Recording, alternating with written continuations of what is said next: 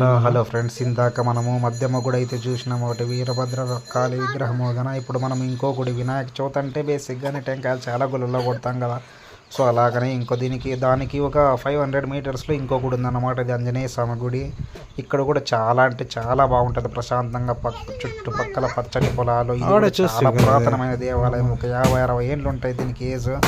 So ఇక్కడ చాలామంది వచ్చేసి పూజ చేసుకుని వెళ్ళిపోయారు. మార్నింగ్ అన్నదానం కూడా జరిగిందన్నమాట. ఇప్పుడు మనం అయితే ఈ గుడిని అయితే చూస్తున్నాం. చూడండి ఎంత బాగుందో.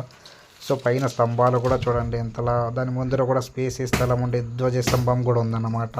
చాలా మహిమ గలది. ఏమన్నా కోరుకుంటే అందులో జరుగుతాయని చెప్పేసి ఇలా రాతి దేవాలయాలు చాలా బాగున్నాయి. పక్కనే మోటార్ వేసేసి బోర్ బిగించేసి కడుక్కోవడానికి ఏదైనా పూజ చేసి చాలా బాగుంది. చూడండి ఫ్రెండ్స్, దయచేసి మన ఛానల్ని అయితే సబ్స్క్రైబ్ చేయండి. ఇలాంటి మరిన్ని వీడియోల కోసం ఖచ్చితంగా సబ్స్క్రైబ్ చేయండి. మీ అందరికి కూడా ధన్యవాదాలు. చూస్తున్నందుకు చాలా థ్యాంక్స్. Bye bye.